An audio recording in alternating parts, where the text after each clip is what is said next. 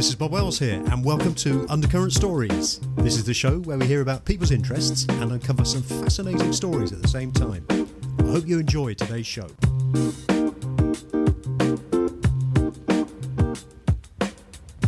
How many times have you forgotten where your car keys are? Have you ever mislaid your phone? What about the person you met yesterday? Can you still remember their name? On the other hand, you might well remember some childhood memories such as specific toys you had, or in my case, the year in which a specific pop song was in the charts. We're here to talk about memory, answer some of those questions and give some advice on how we can improve our memory. I'm joined by Megan Sumeracki. Megan is Associate Professor of Psychology at Rhode Island College. She's a cognitive psychologist in learning and memory and author of the book, The Psychology of Memory. Hello and welcome to Undercurrent Stories, Megan. Hi, thanks for having me. It's great to have you on. I'm sorry if I disturbed you watching the Olympics, but I have to say it's quite interesting at the moment. It is. But no, you did not disturb me. I have a small child. And so even though classes are not going on, I'm hiding in my office on campus. Oh, right. Well, that's fair enough. So before we talk about your life as a cognitive psychologist and your latest book, could you just tell us a bit about yourself, your life's journey, and how you got into learning and memory, please?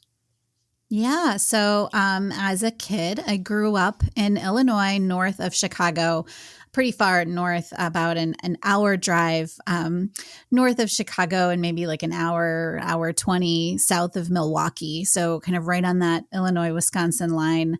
And so being from the Midwest in the U.S., I don't really think a lot about driving long distances, which is a little bit different now that I'm in Rhode Island. That people in Rhode Island don't like to drive far distances, and I know that's true in the UK as well. Yeah. I grew up there, and I went to college, undergraduate at Purdue University. And I originally majored in psychology because I was interested in law, and I thought I might go to law school. And I pretty quickly realized that, going to law school wasn't going to magically place me in my very own episode of Law and Order, and that perhaps being a lawyer was a little bit different than what I was seeing on TV, and maybe a little bit less exciting. And I stuck with psychology. I enjoyed my classes, but I wasn't sure what I wanted to do. And so I took a bunch of different classes and I explored. The nice thing about psychology is you can change your mind about a bajillion times without actually having to change your major. So when you graduate, it looks like you had a clear plan the whole time, but that might not have been the case. And I dabbled in child development, and I even thought about, organizational leadership and IO psychology, but I ended up finding that I was really interested in kids, but not just anything. I was interested in school. And when you study kids in schools, there's a lot of different things you can look at. You can look at learning and memory. You can also look at social relationships and networks and their development. And I ended up landing on doing an honors thesis in a cognitive lab, interested in learning and memory. And I fell in love with it during my fourth and final year. And so I went on to graduate school for cognitive psychology, got my PhD also at Purdue. I was at Washington University in St. Louis in the middle for my master's. And then after spending a very brief amount of time in Utah and meeting my now husband and dragging him from the West to the East Coast, I landed in my job now at Rhode Island College. And tell us about your work as a cognitive psychologist. Yeah, my expertise is in learning and memory. So I primarily study how it is that we remember things, whether that's experiences that we've had, aspects of our own selves. So that could be experiences, right? Like I remember my 16th birthday, for example, but I also remember my social security number. And, I have a credit card number memorized. I don't have a driver's license number memorized, but right, there's certain things that we can kind of know about ourselves. It can also be facts that we have learned over time. So, knowing capitals, knowing who the president is, all sorts of different things. We can know how to do things. We can also remember somewhat unconsciously. So You can remember how to get to a childhood home. And if you're not paying close attention while driving, you might accidentally go to that house, even though your family doesn't live there anymore. I did that a few times when I was coming home from college, drove to the wrong house and then realized, oops, she moved. So, there's all these aspects of memory. And I study a lot of those, but I specifically focus on how we learn and remember in education and how we can apply what we know about how our minds work, how we remember, but also how we perceive the world and how we attend to the world, paying attention, and how that all affects our ability to learn and then remember, and more than just remember, but apply, transferring to different situations, using it later on, being flexible with what we've learned, coming up with creative new ways to creative new ways to use what we've learned, and so on. And so that's really what I focus on. But memory is such a huge area. And do you focus mainly on, is it all ages that you focus on, or is it just children going through the education system?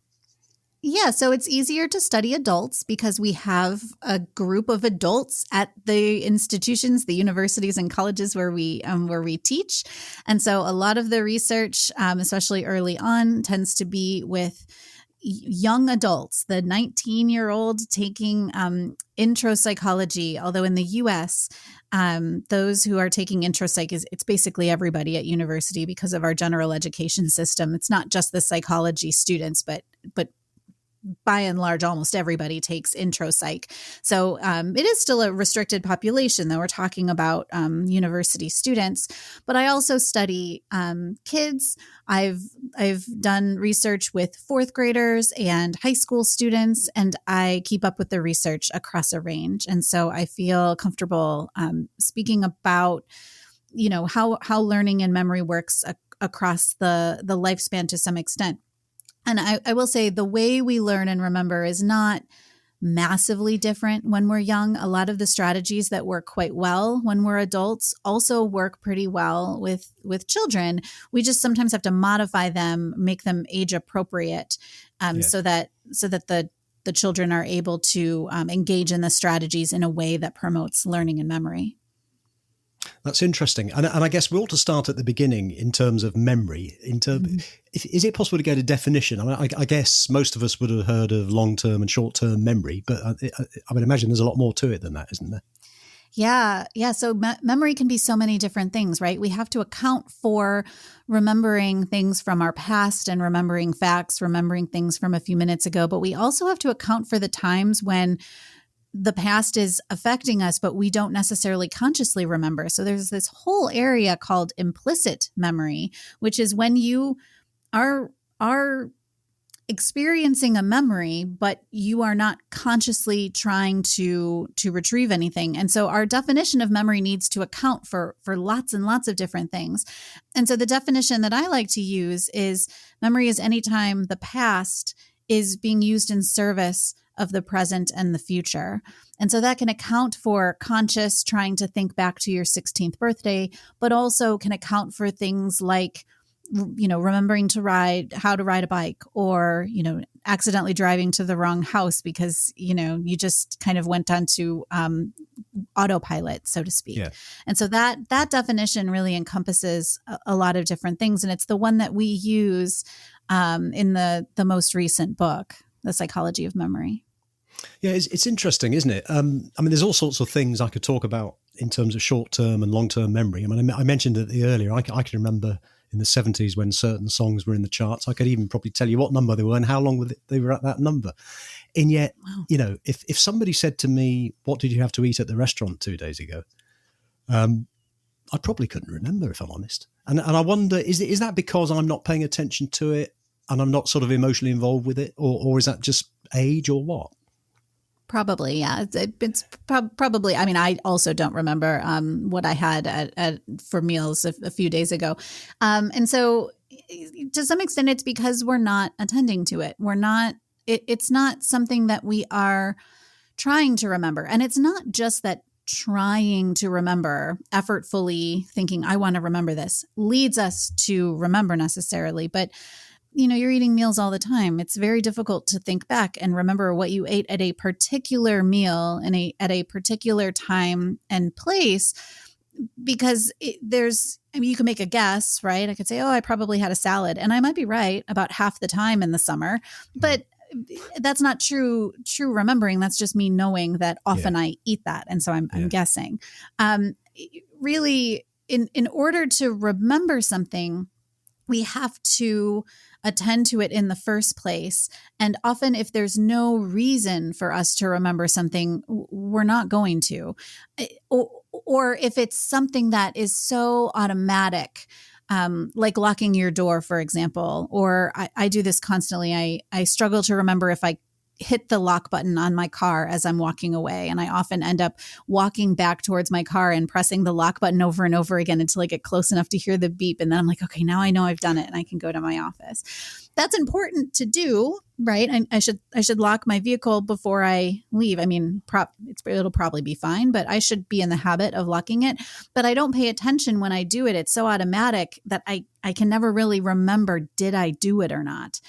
And I should point out too that what we're talking about here often actually is long-term memory. So short-term memory is actually much, much shorter than most people think. Short-term memory is holding on to something, remembering it, over the course of maybe 30 seconds, maybe 1 minute. When we're talking about 2 or 3 minutes that have passed, we're really talking about our long-term memory system. It's just not as long ago as 3 days ago or the 1970s, right? Yeah. And so short-term memory, you can almost think of it as your current sort of consciousness. We often don't use the term short-term memory all that much anymore. We talk about it in terms of working memory because the working memory model incorporates this idea of attention. And can I hold on to multiple things at once and sort of manipulate it in my head and use it in a conversation? Can I remember what the question was as I'm talking to try to get back to what it is that the original question was?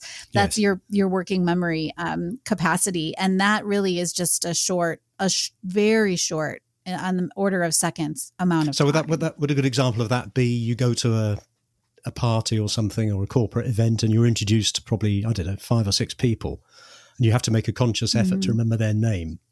And that can be quite a challenge. Yes. Names are very difficult. Yeah.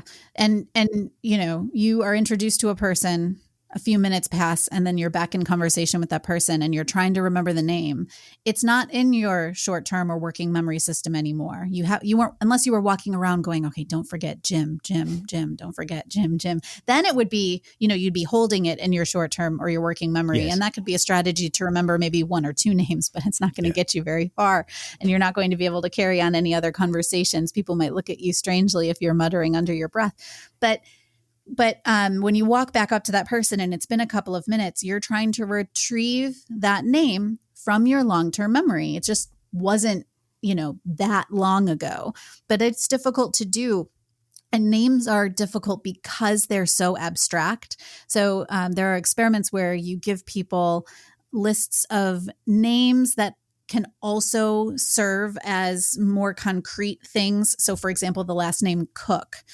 If we're talking about, John Cook, that is more difficult to remember than if we say John the Cook. Then it's more easy to remember that person is a cook because that's concrete, and you can almost like create an image or some sort of you can connect it to something you already know. Yes. The name Cook is just so abstract. And of course you could do that. If you met someone named Cook, you could imagine that they were a chef or something, but you can't do that with every name, right? So Sumeracki would be much more difficult to do.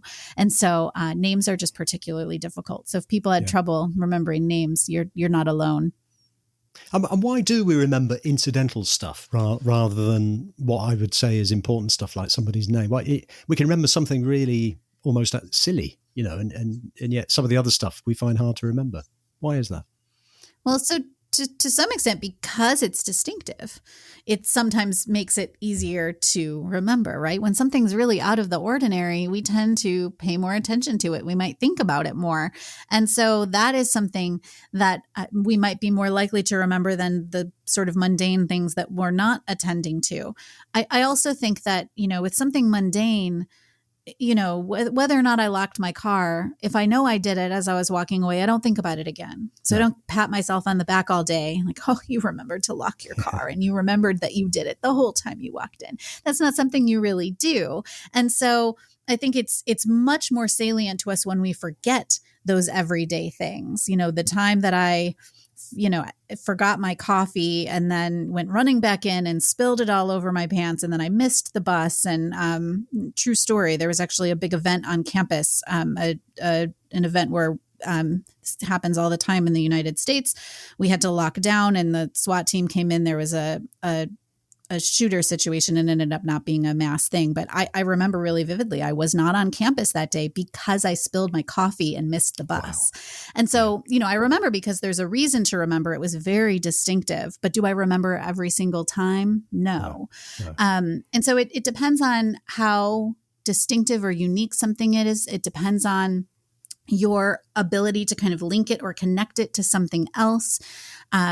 So if you're trying to remember something little, like, I need to remember to bring the bag of books to work today. I need to make sure that those make it in. That can be sort of tricky to remember. If you connect it to something and you think over and over, okay, when I put my shoes on, I'm going to grab the books, or even better, take memory out of the equation and just stick the bag of books on top of your shoes so you couldn't possibly get out the door without the books, right? Yes. Those are strategies to help us.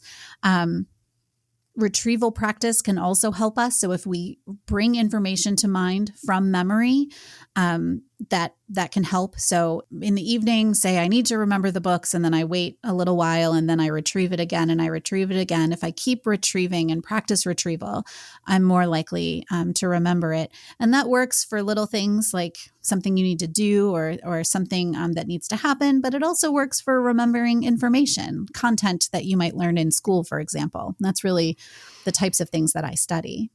Yes, I've noticed over the certainly the years since I finished the education system, there seems to be a lot more talk about methods to remember things, whether it's mind maps or cards or whatever. That seems to have progressed an awful lot. And I remember thinking at the time when I was at school, I was thinking, we learn lots of stuff, but it would be handy to actually learn how to learn. And I've since sort of studied quite a lot of stuff like the Feynman technique, where you sort of Richard Feynman technique, where you read something, you then go over it again, you distill it down again. And the other one is to actually then teach that to somebody else. And that's how you sort of remember it. Yeah. And that incorporates two key principles: retrieval practice and spacing. So spacing the ideally retrieval practice out over time. And what's so interesting, as you said, when you were in school, there wasn't a lot of focus on this. Those two strategies are really, really old. The spacing was originally, quote unquote, discovered and written about in 1885 by Ebbinghaus back in Germany. And retrieval practice, the oldest paper that I've been able to find is from 1909. So these are not new strategies. And in many ways, that's good. They've been tested over and over and over again. They tend to work in so many different situations. And so it's a shame, really, that they weren't in sort of mainstream schools, maybe not as purposefully as they could have been. But it does, I agree with you. I think now there's more of a push to use evidence-based practices for learning and remembering. And when I say remembering, I don't just mean memorization, but also your ability to transfer, to use the thing, to apply it in a new situation. And there's a lot more push for that. And I think that that's a really good thing. And that's what I get really excited about in my work. Yes. So the good thing is I've just remembered a question I wanted to ask that I hadn't written down. Oh, good. Which, that's, talking to a memory expert, it must help.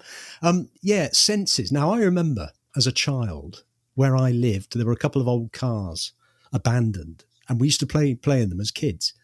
And there was a certain smell they had, which I think was probably old engine oil. and old leather from the seats. And I can still remember that smell now. And occasionally if I go, if I'm in a car or something, it comes back to me, but not just that, the whole memory of my time comes back. Is that something that you can comment on in terms of the senses? Yeah. So our episodic memories, which is just a fancy term for remembering events from our lives. You think of it as episodes, remembering episodes. So playing in those cars is a collection of those episodic memories for you from your childhood.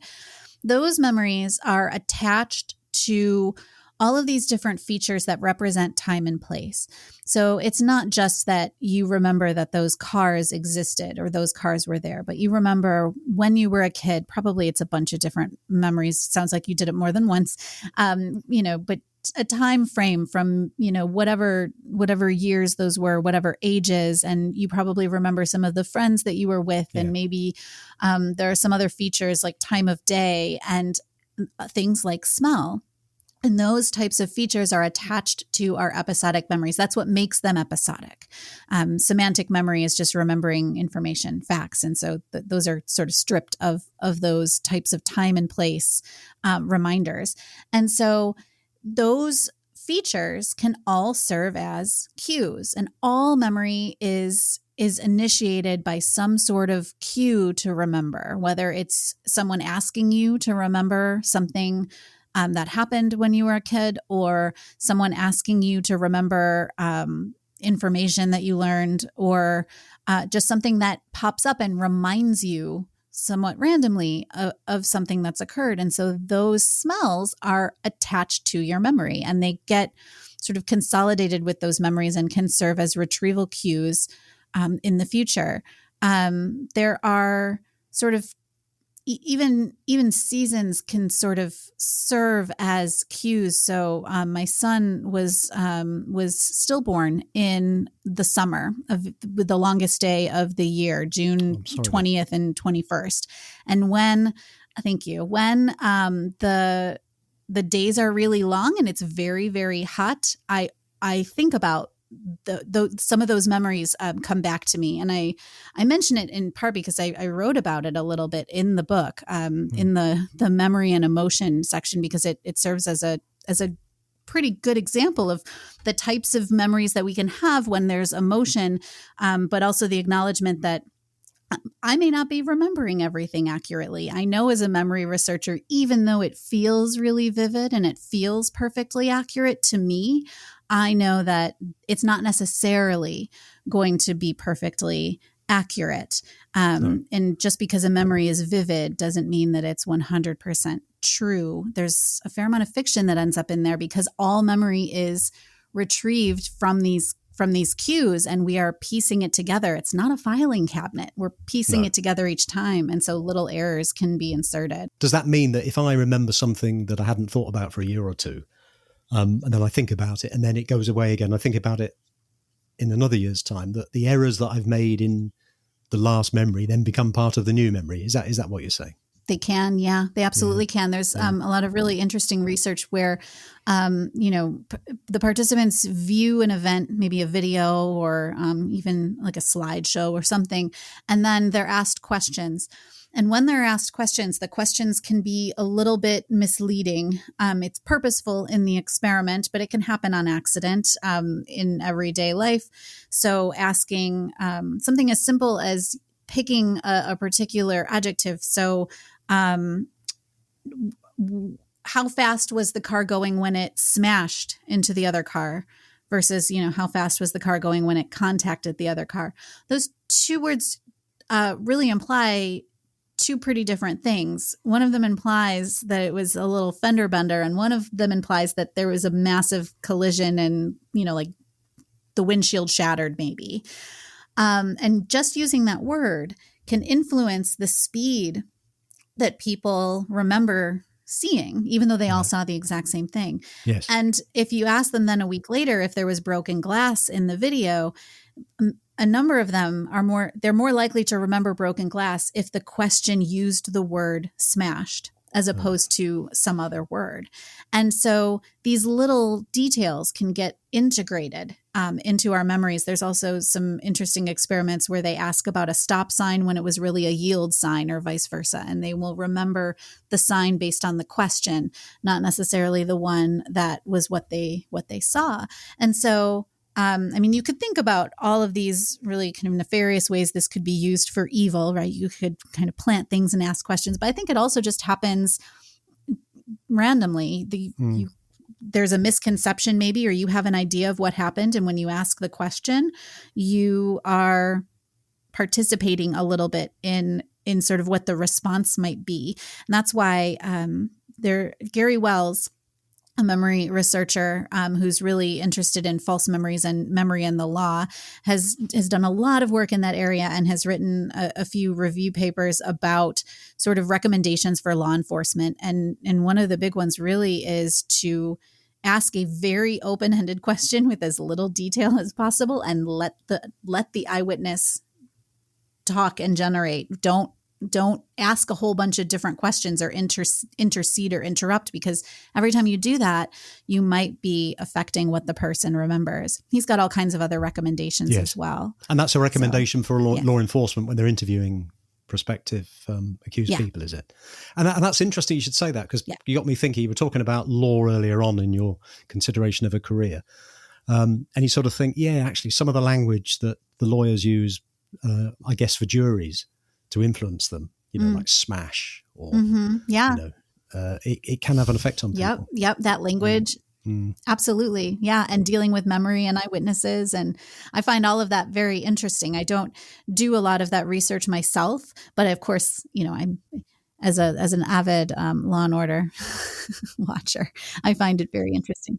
Taste is another sense, I think, which is quite interesting with memory, because I quite enjoy beer. In fact, I make beer. So if you said to me, could you taste a porter or a stout or a lager or an IPA? I can actually remember what they taste like. And I can remember different brands of IPAs and things like that, which I guess anybody, because I've got a vested interest in it. I guess people can do that with food as well, can't they? Yes, and I wouldn't say that I'm an expert with wine, but similar. I'm more of a wine person, and so what there is there too is this background knowledge, this expertise. So as you build that knowledge structure, you have a semantic network of all of these different beers and how they taste and how they relate to one another, and it's associated with how they're made, and different procedures or processes I would imagine can lead to different tastes, or different ingredients would lead to different tastes, right? Yes. And so you have this really rich network. And so when somebody introduces you to a new beer, or maybe one that you've had before, but says, oh, there's this new thing we tried, or I don't know, I'm making things up because I know nothing about beer, but let's say that happened. You can integrate that into your background knowledge, this knowledge structure that you have. And so you're much more likely to remember those fine details than, say, me, who knows nothing about beer. They could give me all of those same details, but I have nothing to attach it to. It's like a bunch of random facts, probably a number of words that I don't even really know what they mean. And so I'm going to remember much less.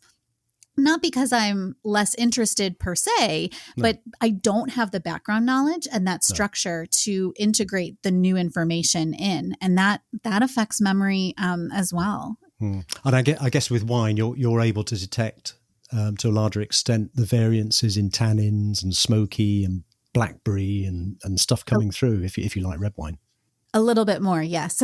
Yes. And if someone tells me, it's these varietals, or, I'm going to be more likely to remember it probably than the average person. Although I'm not an expert. I don't make my own wine. So I enjoy it, and I'll probably remember a bit more because I have some expertise, but it's not going to be the same for other beverages. No.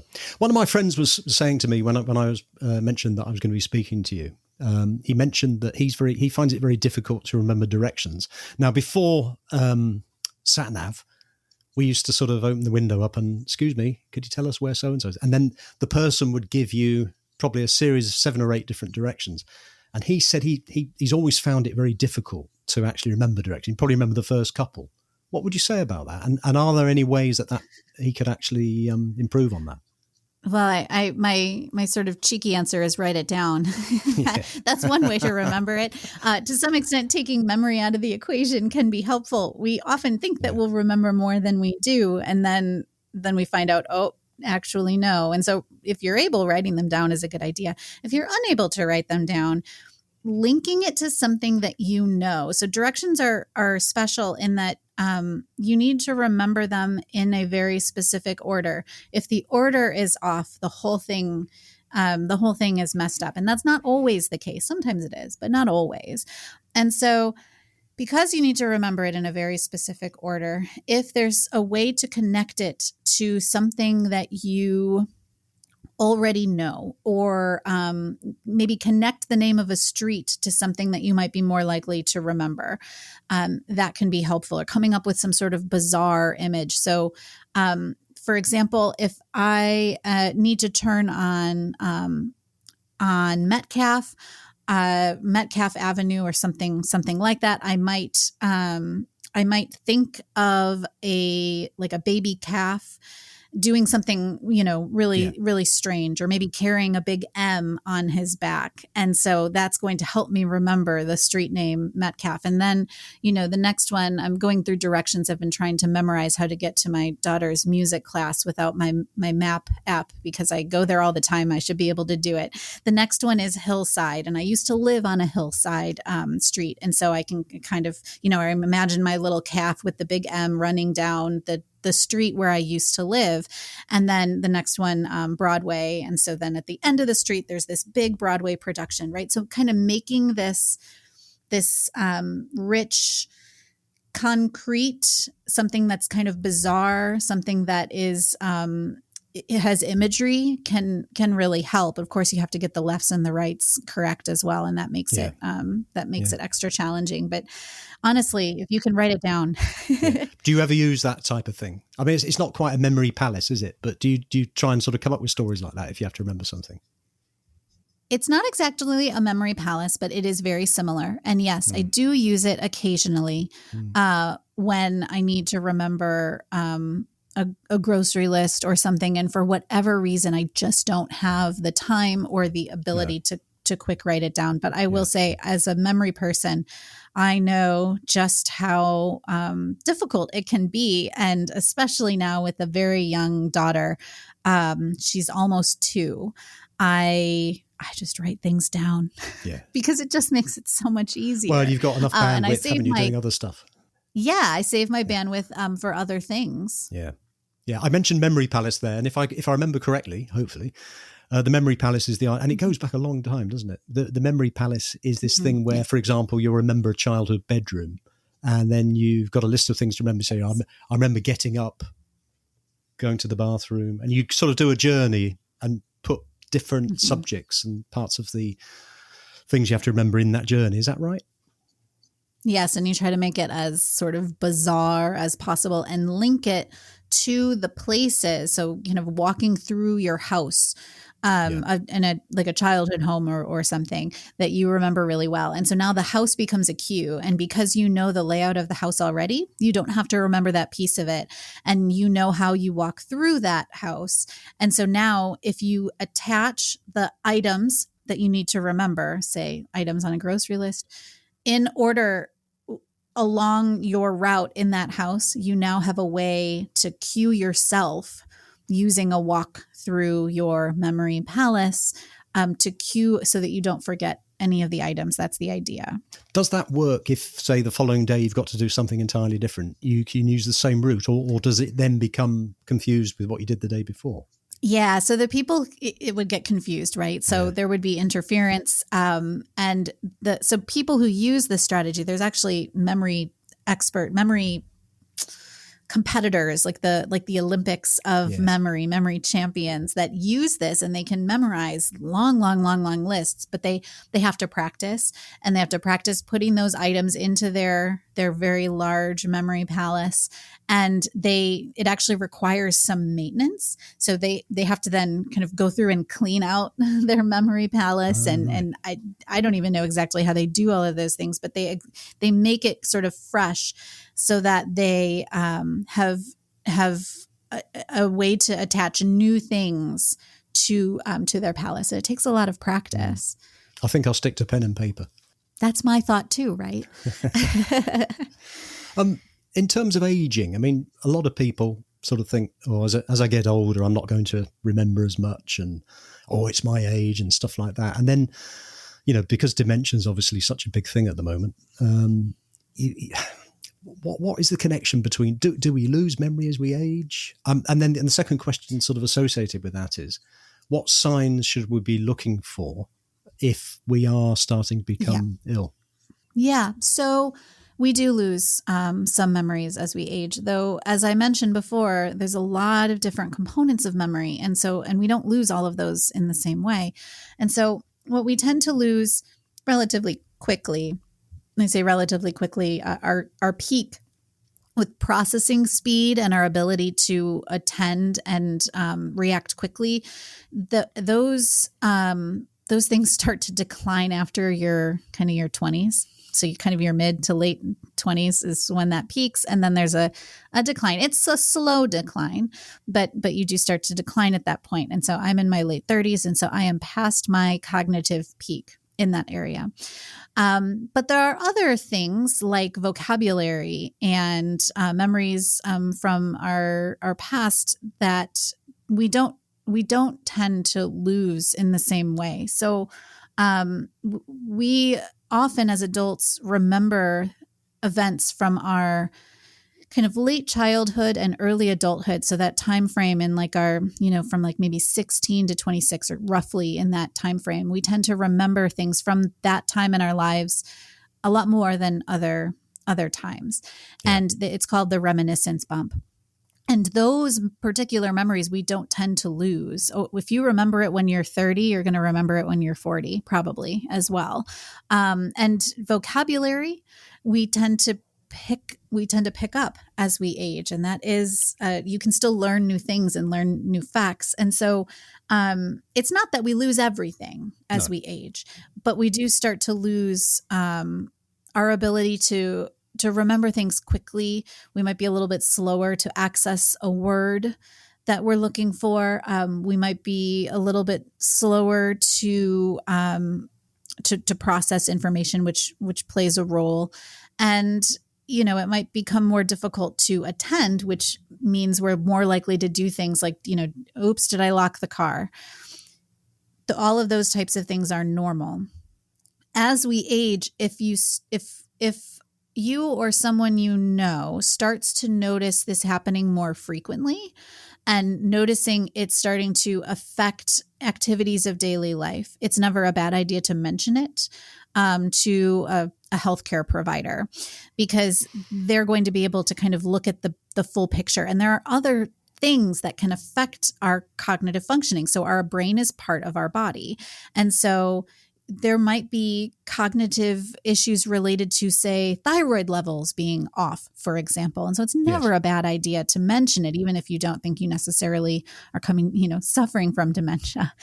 But it's a good idea to always mention those types of things. But in general, it is normal to feel that decline in some of these skills, but it wouldn't be something to worry about. Would be if it all of a sudden starts declining very quickly, or you notice in a relative it's declining very quickly, or it comes with other types of disturbances. It's a good idea to mention it. Yeah. The way I look at it in a positive way is that, the processing probably takes a little longer sometimes. It takes a bit longer to sort it out in your head. But I think you do gain wisdom, or you should do as you get older, which sort of makes up for it in some ways, because you've been there, you've done that. And you've got a little list of what works. Yeah, and what's the alternative, right? Yeah, exactly. You're either getting older or you're not. Yeah, exactly. So, yes. Yeah, you can do with it. Are there any differences between sort of male and female memory? Most of the studies that we see where you look at gender or biological sex, depending on how you ask the question, don't tend to find big differences. No. There might be something to males tending to remember certain types of things and women tending to remember other types of things. So beer, for example, might be on average more men than women, but that probably has more to do with expertise and interest, and which is most likely driven from socialization and experience rather than any true biological differences. And in that case, we'd be talking about biological sex. And so I don't think there's huge differences. This is also tricky because we often, when we do research, we record the demographics of the people that are in the study so that we can report. And so we have those demographics. We have their biological sex or their gender identity or both. And then that's a variable, and it then becomes somewhat easy to put that into a model to see. But if there's nothing there, you don't tend to pay much attention to it. And so I do worry about there being more sort of positive findings out there than what we would call null effects. And so when differences are found, I want to know, was there a reason to think that there might have been a difference from the beginning before the study was done? And did they hypothesize about it and plan to look at it before the study and agree to publish it no matter what the results were? And we're doing that a lot more now than I think we used to in the field, which is for the better. But it then, it makes me worried whenever there's a variable that we all collect for a different reason. And then every once in a while, there's a study that finds some tiny difference. It makes me think that the difference probably isn't very meaningful. And so I would say there doesn't seem to be massive differences. No. Megan, tell us about your latest book, The Psychology of Memory. Yeah. So this is a book that Routledge asked me if I would be interested in writing. They have a series. And so what they wanted was very specific. They wanted us to cover sort of the full gamut of memory. And they wanted us to do it in a very brief amount of space. They wanted a short book to fit in with that series. And so what this book is a fun and accessible introduction to different concepts within memory.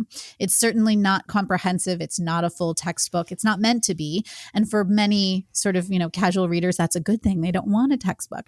They want something that's kind of fun and brief and accessible. And so if you're somebody who knows a bit about memory already, this might not be the book for you. But if you are interested in getting a little bit and maybe figuring out where you can then learn more and dig deeper, this might be for you. And there's chapters about just the history of cognitive psychology and the perspective that cognitive psychologists take when they study, which is always a good idea to sort of acknowledge that perspective, because it is different from the perspective of someone who, say, is in educational psychology or neuroscience. And then talk about the different types of memory and break down sort of these many facets that we could talk about, long-term versus short-term or working memory, episodic, semantic, those types of things. And then we really just sort of take different ways that memory can apply or affect us in our everyday lives and talk a bit about it. So memory and the lifespan, memory, extremes of memory. So a little bit about dementia and amnesia, but also a little bit about those memory experts and people who remember a lot. Memory and expertise, memory and education, memory and the law. And so it was really fun to write. We got to look at all different types of things, and it's nice and short. So I think it's good in that way. And you must have learned quite a lot yourself, in addition to what you already know, I guess, by all the research. Yeah. By, reading and, I didn't know all that much about, ironically, memory and emotion. But in reading, I knew some, of course, I know some, a little bit about everything that was in the book, but I got to take a deeper dive. And so that was really fun. Yeah. Now, you mentioned earlier on a couple of sort of tips, apart from writing things down. You mentioned about the way of sort of remembering a zany story. And we talked about memory palaces. Out of all the research that you've done, have you got any tips or life hacks that you could give any listeners about how to improve their memory at all? Yeah. So retrieval practice and spaced practice are the two strategies that work in almost any situation. Not every situation. There's never a magic pill or a silver bullet, but they work in a lot of situations and with a lot of different types of things that you're trying to remember. And they don't just work for memorization, but also for using and applying. Sometimes you're trying to memorize something and that's fine. Sometimes you want to do more with it. And so bringing information to mind from your memory, So, giving yourself a retrieval cue or a question, or having someone else ask you questions and trying to retrieve it, even though it's difficult, that effortful retrieval is going to be helpful. If you can't remember all of it or you can't remember it all, that's fine. Go back, take a look. Hopefully you can do that. I'm imagining the direction scenario. Once the person's gone, that's it, right? But, try to retrieve, try to bring that to mind, and then wait a little bit and do it again. If you're trying to remember something in the really long term, like on the order of a few days, weeks, months, years, you're going to want to keep doing that. And the spaces between need to get pretty long. You need to forget a little bit in order to then retrieve again and gain that benefit. If you're just trying to remember something, someone says something to you in the morning and you need to remember by the evening and then that's it, the spaces are not going to be on the order of days, but probably more on the order of hours. Yeah. But bringing information to mind from memory and repeating that over time is sort of the key to durable, flexible, long-term learning and memory. Oh, well, that's really useful. Thank you for that, Megan. And if we've got any listeners that are interested in, the study of memory and learning, and they either want to learn just more for the enjoyment of learning or indeed pursue a career, what advice would you give them? Yeah, so memory is studied in cognitive psychology. And so, taking a course in intro psych will often lead to typically a chapter. There'll be usually a chapter on learning and a chapter on memory. There might also be sort of a chapter on consciousness and sleep, which sometimes memory is discussed in that because sleep really consolidates our memories. And so taking courses in that area can be fun, or there's plenty of books out there, right? So the book that I wrote is a nice sort of brief introduction. And then in the back, there's a number of other resources. Dan Schechter has a book called The 7 Sins of Memory, which is all about sort of the memory errors that we make. And there's lots of research and examples in that book. Make It Stick is another popular one by Brown, Roediger, and McDaniel. And they talk about learning and memory strategies. I wrote Understanding How We Learn with a colleague. It's a visual guide to learning. And so there's information in there as well. And so if you're not taking formal classes and wanting to become a cognitive psychologist, which for the most part, cognitive psychologists go into academia or can consult in some ways, then just finding books that are about this topic and sort of taking a dive on your own can be a good way. And of course, someone who wants to go to medical school could become a doctor who specializes in Alzheimer's and or dementia. So there's a lot of different ways to do things with memory. I would think even librarians, and there's lots of ways. Yeah. But if, to study memory in particular, I'd say just find some interesting books and keep reading, build that knowledge structure, that expertise. And then as you keep reading, you can keep integrating the things that you've learned into that structure. And try and remember it all. Yes, practice. Really fascinating. Where can listeners find out more about your work, Megan? Yeah, so I have a lot of information on my website, learningscientists.org, and I run that site with 3 other cognitive psychologists. I mentioned Althea Need Kaminsky, also Cindy Niebel, and Carolina Cooper-Tetzel, and the 4 of us are trying to make the science of learning more accessible. And so there's actually a lot of free information there about learning and education. And of course, memory is a big part of that. But on that website, there's also, there's a blog and we have a podcast, the Learning Scientists podcast.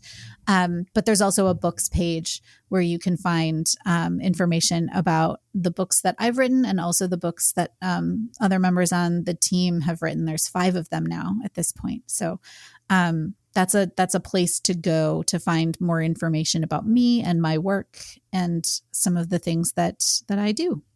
Well, Megan, this has been a really fascinating conversation. It's been interesting to learn more about memory and also the different factors that affect it. It's great to be able to hear some tips on how we can improve it. And it's comforting to know, getting older, that it's quite normal sometimes to reduce the processing speed of our memories. My guest today has been Megan Sumeracki. Megan is Associate Professor of Psychology at Rhode Island College. She's a cognitive psychologist in learning and memory and author of the book, The Psychology of Memory. You can find links to Megan's work and the book in the show notes. Thank you for coming on the show, Megan. Thank you so much. It's been fun. You have been listening to Undercurrent Stories. I hope you've enjoyed this episode. Please feel free to share the show link to your friends and family. And if you have 60 seconds, I will be most grateful if you would please rate and review. To hear more episodes, please subscribe to the show and visit undercurrentstories.com. If you leave your email in the link, we will notify you as soon as new episodes are released. Also, check out our social media links, details of which can be found on the show notes. Until next time, this is Bob Wells wishing you all the very best.